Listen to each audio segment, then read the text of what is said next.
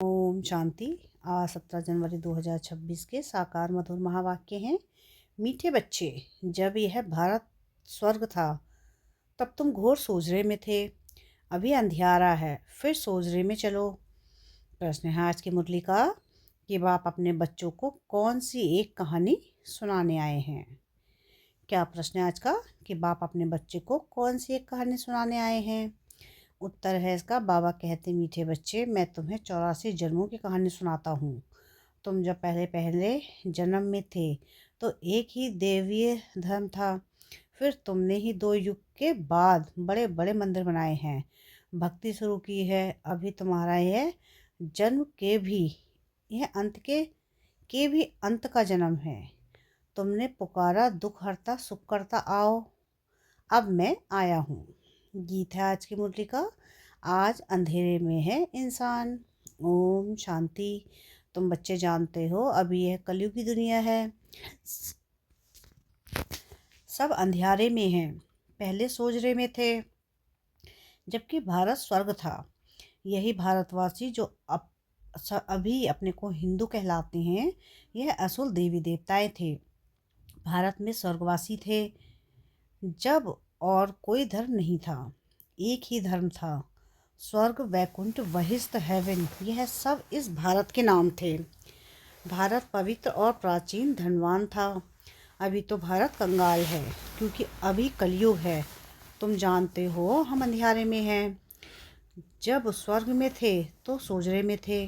स्वर्ग के राज राजेश्वरी श्री लक्ष्मी नारायण थे। उसको सुखधाम कहा जाता है। बाप से ही तुमको स्वर्ग का वर्षा लेना है, जिसको जीवन मुक्ति कहा जाता है। अभी तो सब जीवन बंध में है। खास भारत और आम दुनिया रावण की जेल में शोक वाटिका में है। ऐसे नहीं, रावण सिर्फ लंका में था और राम भारत में था। उसने आकर सीता चुराई। यह तो सब है दंत कथाएं। गीता है मुख्य सर्वशास्त्र में शिरोमणि, श्रीमत अर्थात भगवान की सुनाई हुई है। भारत में मनुष्य तो कोई भी सदगति कर नहीं सकते। सतयुग में थे जीवन मुक्त देवी देवताएं, जिन्होंने यह वर्षा कलयुग में पाया था। भारतवासियों को यह पता नहीं है, न कोई शास्त्र में है। शास्त्रों में है भक्ति मार्ग का ज्ञान, सदगति मार्ग का ज्ञान मनुष्य मात्र में बिल्कुल है नहीं। सब भक्ति सिखलाने वाले हैं।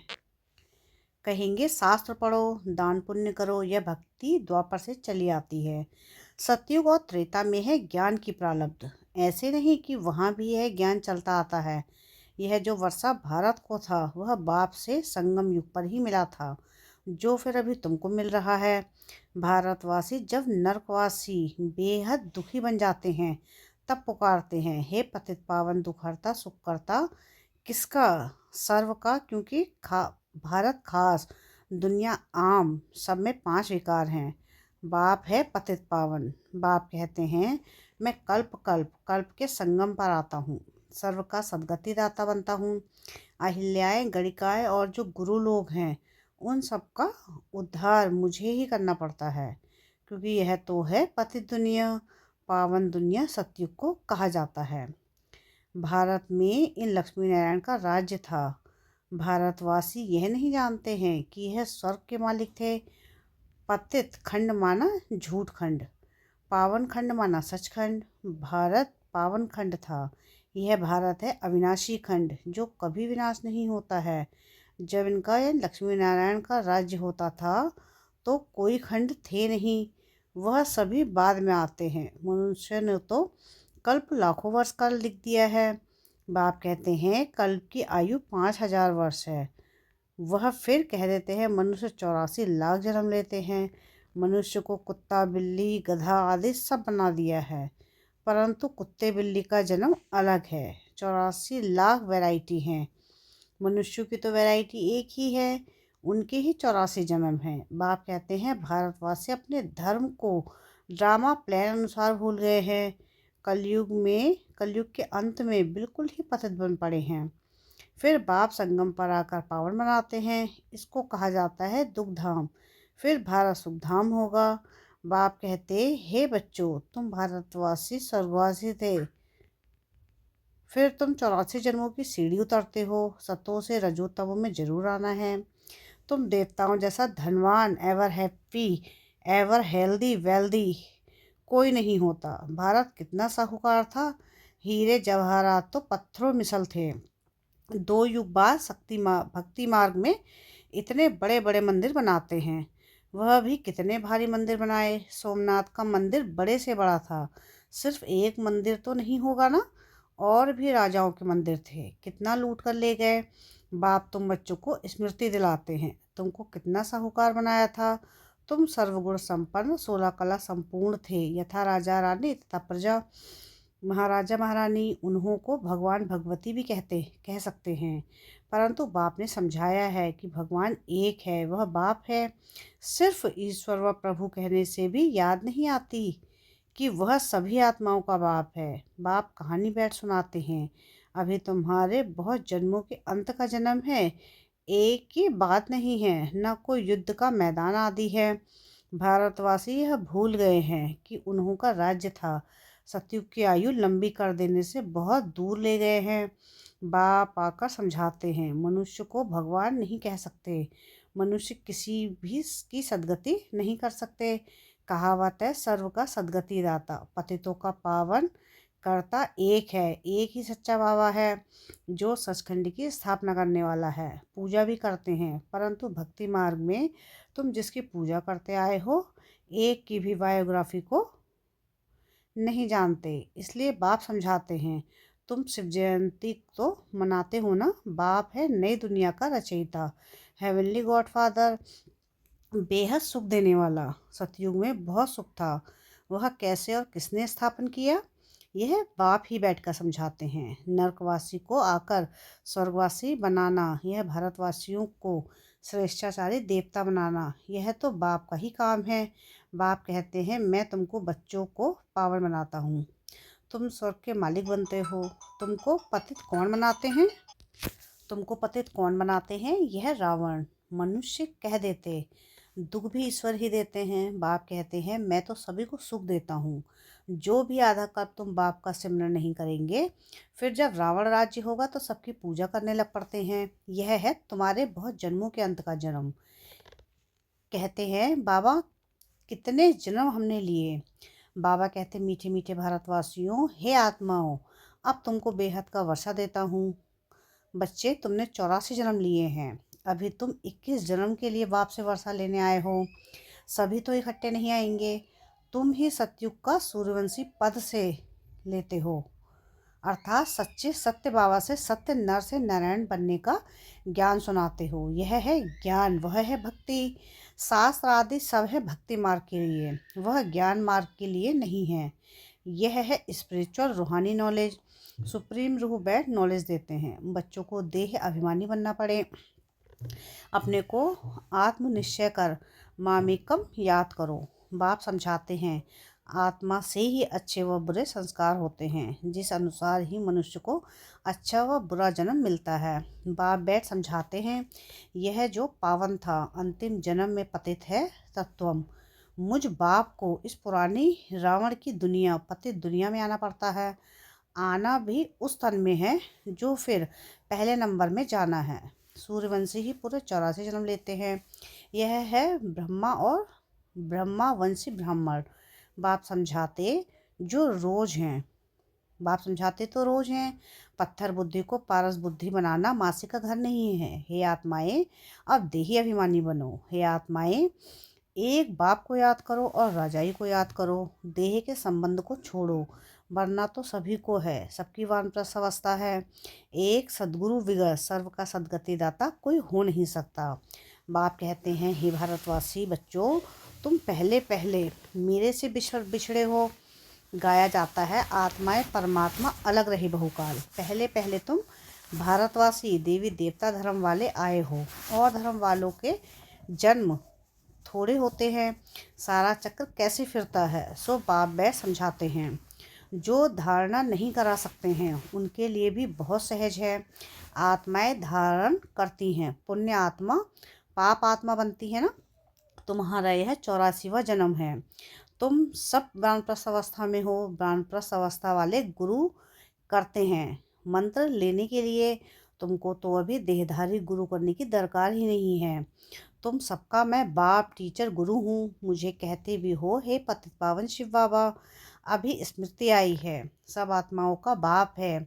आत्मा सत्य है, चैतन्य है, क्योंकि अमर है। सभी आत्माओं में पाठ भरा हुआ है। बाप भी सत्य चैतन्य है।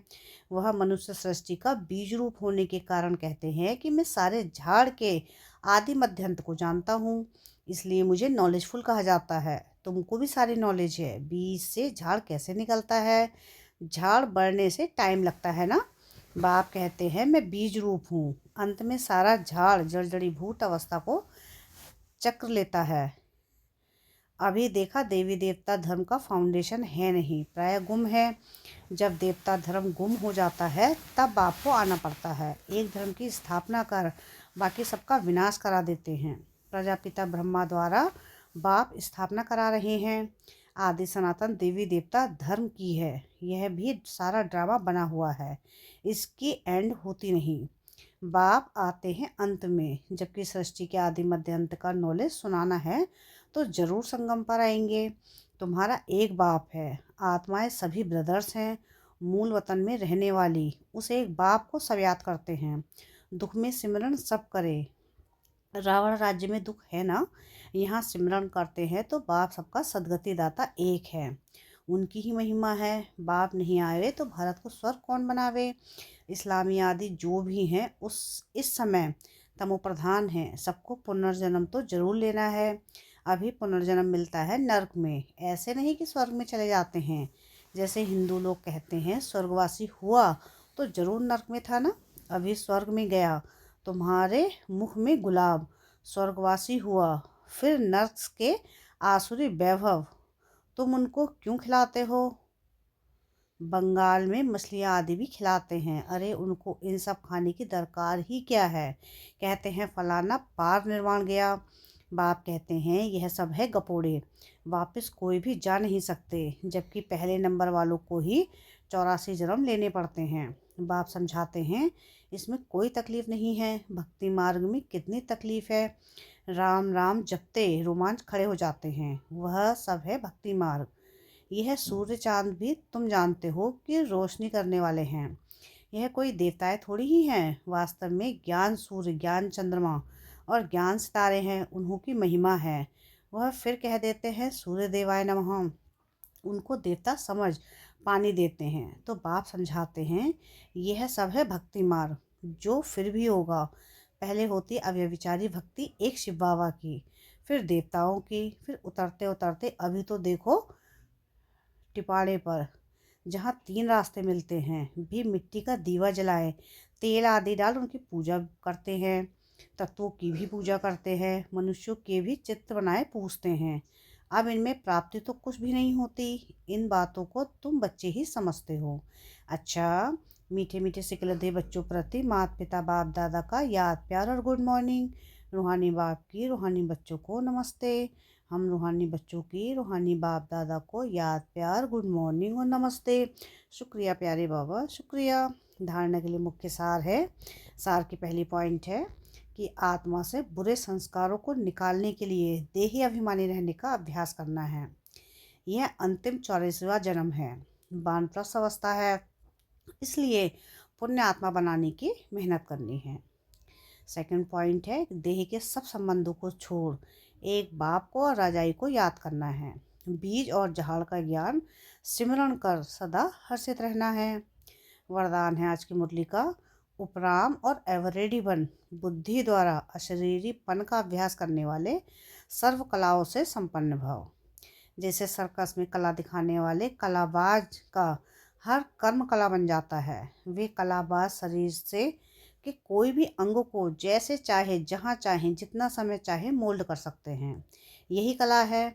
आप बच्चे बुद्धि को जब चाहो, जितना समय चाहो, जहाँ स्थित करना चाहो वहाँ स्थित कर लो, यही सबसे बड़ी कला है। इस एक कला से 16 कला संपन्न बन जाएंगे। इसके लिए ऐसे उपराम और एवरेडी बनो जो ऑर्डर प्रमाण 1 सेकंड में अशरीरी बन जाओ। युद्ध में समय ना जाए। स्लोगन है आज की मुरली का, सरलता और सहनशीलता के गुण को धारण करने वाले ही सच्चे स्नेही और सहयोगी हैं। अव्यक्त सारे हैं कि इस अव्यक्ति मास में बंधन मुक्त रह जीवन मुक्त स्थिति का अनुभव करो। जो परमात्मा ज्ञानी बच्चे हैं उन्हें ज्ञान का फल मुक्ति और जीवन मुक्ति का वर्षा संगम पर ही प्राप्त होता है। ज्ञान अर्थात समझदार हर कर्म करते हुए सदा स्वयं को बंधन मुक्त सर्व आकर्षणों से मुक्त बनाने की समझ रखता है। उनके हर संकल्प बोल कर्म संबंध और संपर्क में मुक्ति जीवन मुक्ति की स्टेज रहती है, जिसको न्यारा और प्यारा कहते हैं। अच्छा, ओम शांति।